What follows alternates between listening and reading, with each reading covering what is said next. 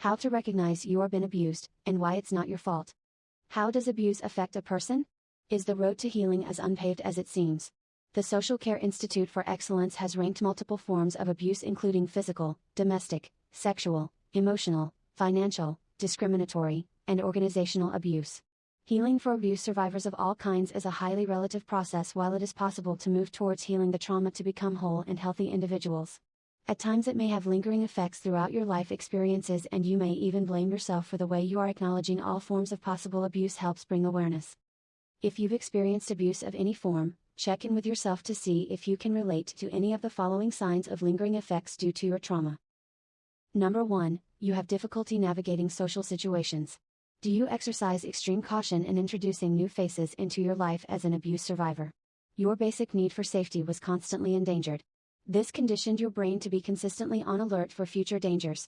Your sudden reactions to certain people or settings show it. Reminds you of one of the mental or emotional abuse is that you've experienced. Using body language cues is one way to self-soothe when experiencing social anxiety due to abuse trauma. Using open body language, which includes keeping your legs uncrossed or maintaining comfortable eye contact, can help communicate your willingness to be open with others. Number 2, physical health problems.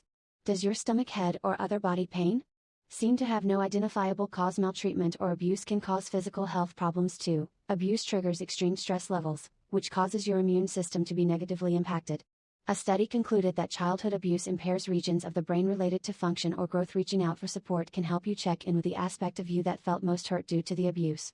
Notice if you treat your body, mind, or heart kindly and supportively. Number 3, body language comprehension.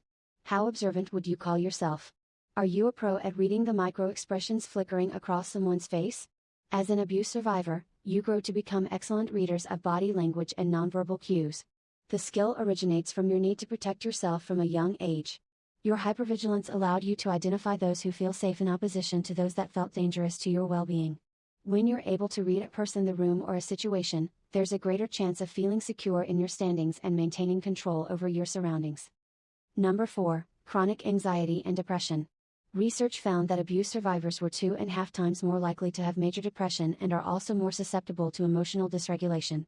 Your tendency to self-protect from early on can translate into anxiety later. While depression may emerge from a deep sadness within the abuse survivor, your struggle with mental health issues due to abuse trauma may lead to having intrusive thoughts, feeling stuck in a mental loop, or not having the motivation to complete tasks throughout your day. Their presence points towards an unlock-edged wound in need of tending, which might help to dissipate frustration towards yourself.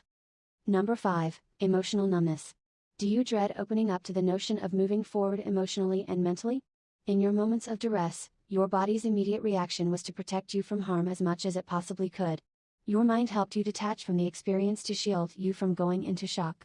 This represses the trauma from a conscious view, allowing you to continue functioning normally even after experiencing the danger you've endured. But repressed trauma can cause a multitude of side effects, one of which is emotional numbness.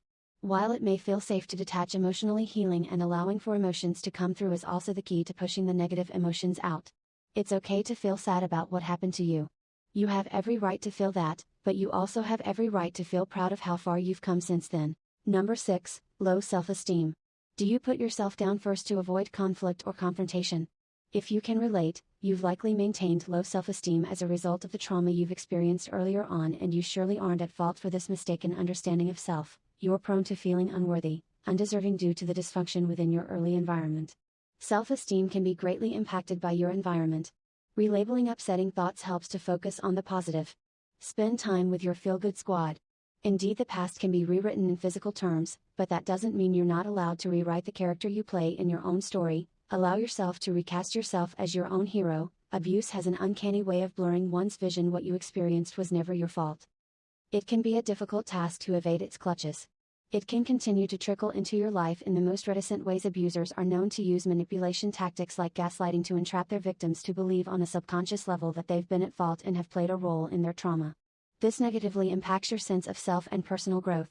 And even while your younger or earlier self may have believed these statements on some level, I know that you're allowed to reconsider this thought. What happened to you? It was never your fault.